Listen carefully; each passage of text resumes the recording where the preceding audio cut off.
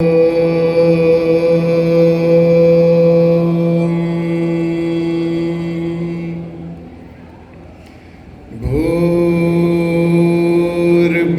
स्वः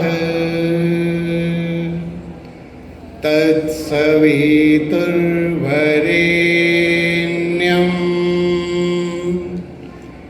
भर्गो देवस्य धीमहि धियो यो नः प्रचोदयात्।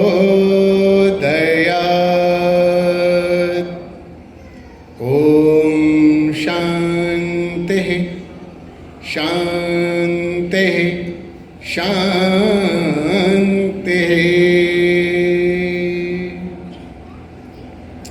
सम्मानित मंच, उपस्थित धर्म प्रेमी बंधुओं, श्रद्धा और पूजा के योग्य वंदनीय मातृशक्ति,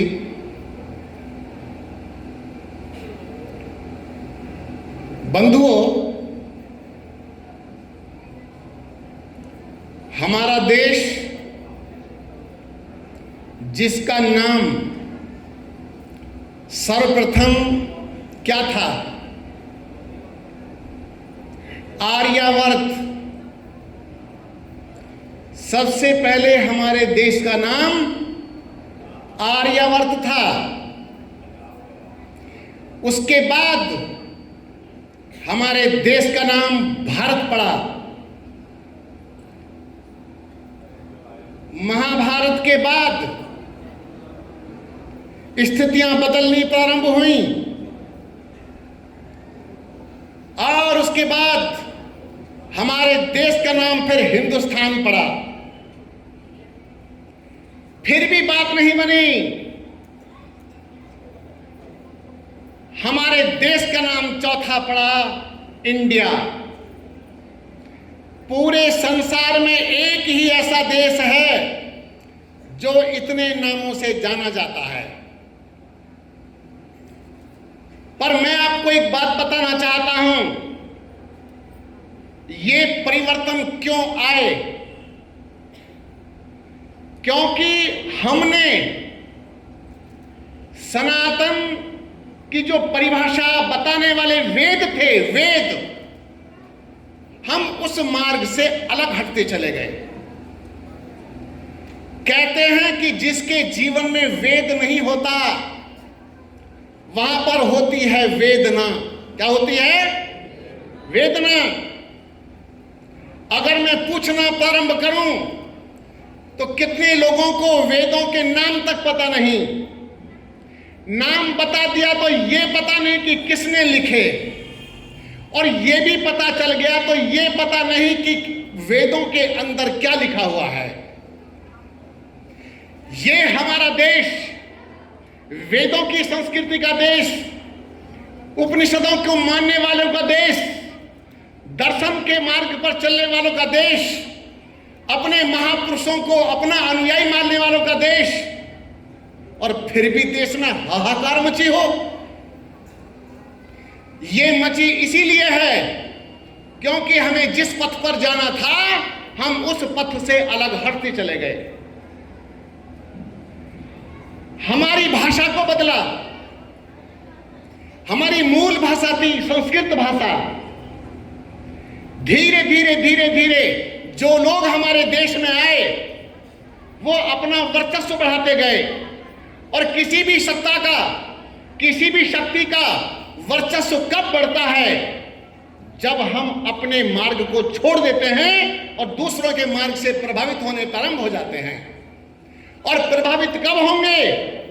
जब हम स्वाध्याय नहीं करते, अच्छे संत महात्माओं के संसर्ग में नहीं आते, संपर्क में नहीं आते, हम चलते नहीं कठोरता से, हम अपने नियमों का पालन नहीं करते, फिर तो यही होता है जो जैसा कहता है हम उसी को सत्य वचन कह करके अपना सिर झुका देते हैं।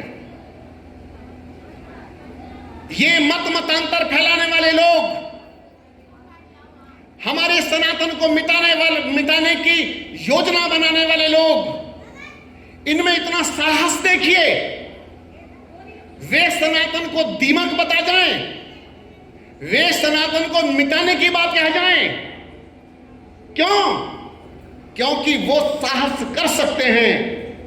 इसलिए साहस कर सकते हैं, वो जान गए क्योंकि हम संगठित नहीं हैं।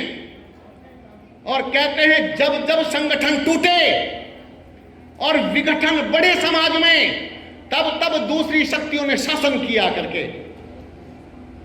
दूसरी शक्तियां, आक्रामक लोगों ने आकर के यहां शासन किए, लुटेरों ने शासन कर लिए। बताइए, ऐसे ऐसे लोगों ने शासन कर लिया।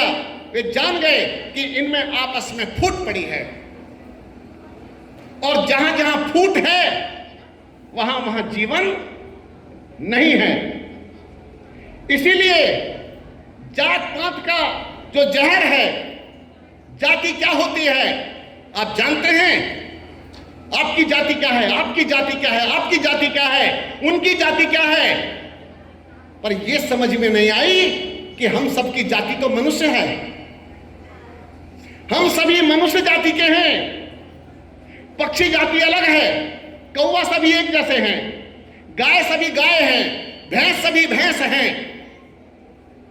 जितने जानवर हैं उन सबकी जाति सब एक ही जैसे हैं। हम मनुष्य सब एक जैसे हैं। तो फिर भेदभाव की कोई गुंजाइश नहीं बचती।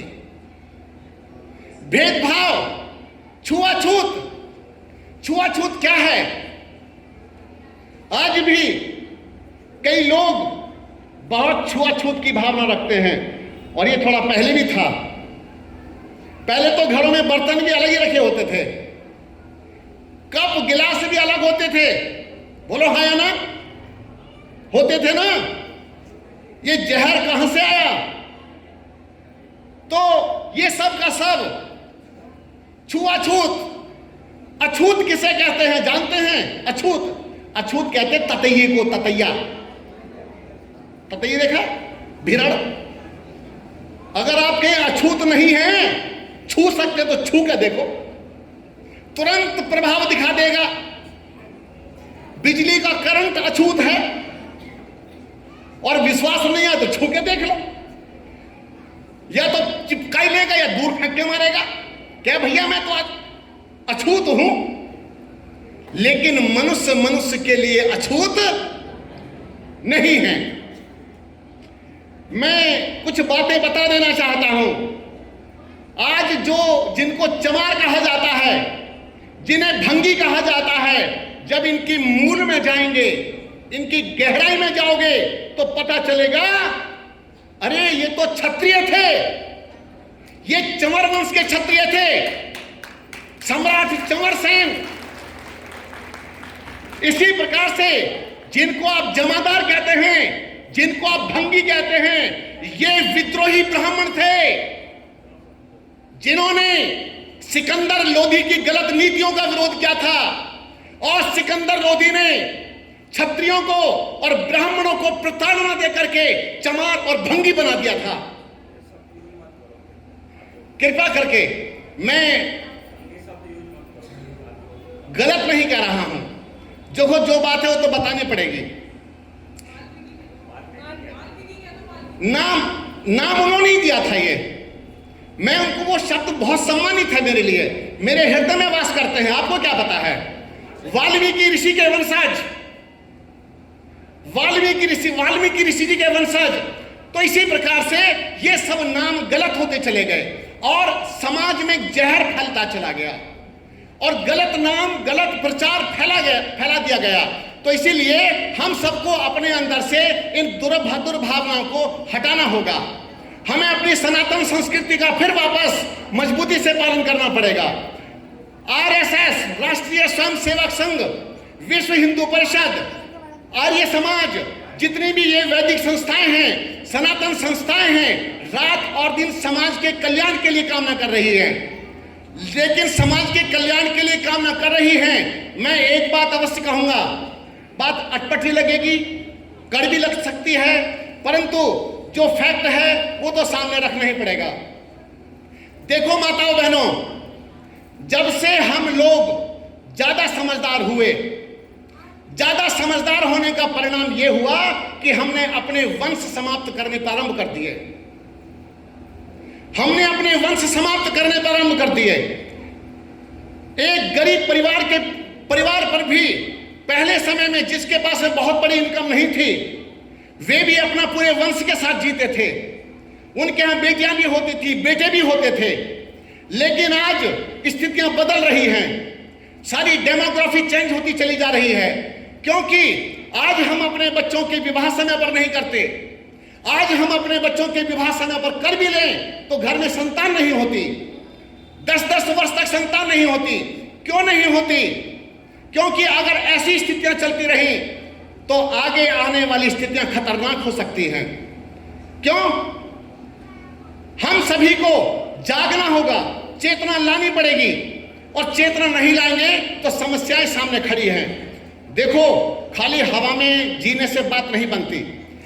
हमारे पास गाड़ियां हैं, मकान हैं, सारे साधन हैं, संसाधन हैं, हमारे पास धन का अभाव नहीं है, लेकिन हमारे परिवारों में वंश घट गए। हम हिंदू राष्ट्र का सपना देखते हैं। ये लोकतंत्र से चलता है देश। जहां लोकतंत्र होता है वहां वोट बैंक चलता है, और वोट बैंक के आधार पर सब कुछ यहां पर निर्णय होता है। तो आपको इसके विषय में जागरूक होना होगा, चेतना लानी पड़ेगी, और अपने अंदर चेतना लाइए। अपने बेटियों को संस्कार दीजिए, बेटों को संस्कार दीजिए। अभी बेटी झांसी की रानी बनी हुई थी, अच्छा लग रहा था। अपने बच्चों को जूडो कराटे सिखाइए, मार्शल आर्ट सिखाइए, लाठी चलाने सिखाइए, त्रिशूल चलाने सिखाइए। क्यों? ये भड़काने की बात नहीं है। हमारे मर्यादा पुरुषोत्तम श्री राम, योगेश्वर कृष्ण आदि जितने भी थे, सब के सब गुरुकुलों में शस्त्र विद्या सिखा करते थे। जहां शास्त्र थे, धर्म की रक्षा करनी है तो शास्त्र, और राष्ट्र की रक्षा करनी है तो शस्त्र, दोनों की आवश्यकता होती है, शस्त्र और शास्त्र। जब मैं कभी डंडा लेकर के चलता हूं तो मेरे डंडे को देख करके कई लोग तो बड़ी हंसी से उड़ाते हैं, मजाक उड़ाते हैं, ये क्यों ढोए फिरते हो? मैंने कहा, भाई सन्यासी को दंड धारण करने का विधान है। मैंने अपनी आंखों के सामने कई सन्यासियों की दुर्गति देखी है। आज के समय में कई साधुओं की दुर्गति हो रही है। लोग अपने स्थान छोड़ करके भाग रहे हैं। क्यों भाग रहे हैं? चेतना के साथ नहीं जियोगे तो मुश्किल हो जाएगी। मैं बताता हूं आपको। अपनी बेटियों को आप वीरांगना बनाइए। जब आप अपनी बेटियों को वीरांगना बनाएंगे तो वो अपनी आत्मरक्षा करने के लिए सज्ज होगी। आपकी बेटी महिषासुर मर्दनी बननी चाहिए समय आने पर। तो आप सभी को चेतना देनी है, और आप अपने बच्चों को राम बनते हुए देखना चाहते। राम बहुत अच्छे हैं, कृष्ण अच्छे हैं, महावीर अच्छे हैं, और शिवाजी अच्छे हैं, महाराणा प्रताप अच्छे हैं, बड़े सब महापुरुष अच्छे हैं। लेकिन हमारे घर में भी तो होने चाहिए। हमारा बेटा भी ऐसा होना चाहिए। हमारा बेटा छत्रपति शिवाजी जैसा क्यों ना हो, हमारा बेटा राम जैसा क्यों ना हो, हमारा बेटा कृष्ण जैसा क्यों ना हो। ये संस्कार देने पड़ेंगे, और ये संस्कार अगर चाहिए तो इनकी एक पाठशाला है, और वह है गुरुकुल। अपने बच्चों को गुरुकुल में भेजिए। सनातन को मानने वाले सभी लोग बैठे हैं। मैं सभी से एक बात कहना चाहता हूं, जितना बढ़ावा दे सकते हो गुरुकुलों पर ध्यान दीजिए, गुरुकुलों पर ध्यान दीजिए। गुरुकुल धीरे धीरे ध्वस्त होते चले जा रहे हैं। गुरुकुल की परिपाटी मिटती चली जा रही है। गुरुकुलों को तैयार कीजिए। गुरुकुल अगर दब रहे हैं तो उनको उठाइए, क्योंकि ईसा कुलों ने तो बेड़ा गर्क कर दिया है।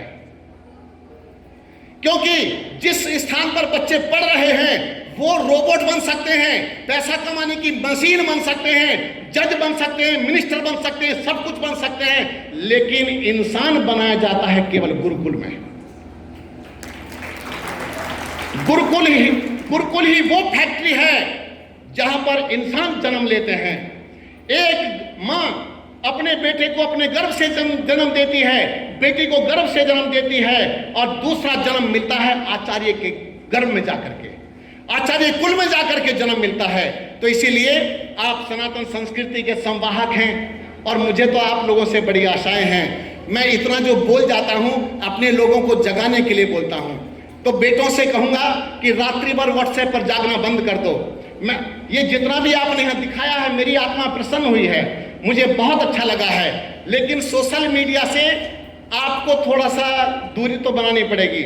मैं ये नहीं कहूंगा कि छोड़ा जा सकता है, मैं कहूंगा सदुपयोग है सुख और दुरुपयोग है दुख। सुख और दुख इतना ही है, सदुपयोग करना सीख गए तो सुख मिलेगा, और दुरुपयोग अगर किया तो जीवन में दुख मिलता है। आंखें चली जाएंगी, ब्रेन हैमरेज हो जाएगा, कई सारी समस्याएं बन जाएंगी। आप सबको बस जागना है। हमारे बच्चों को बहुत बहुत धन्यवाद, आप सभी को बहुत धन्यवाद, आयोजकों को भी बहुत धन्यवाद, और देवी साध्वी जी बैठी हैं, आपको भी बहुत बहुत साधुवाद। तो बहुत धन्यवाद आप सबका। ओम।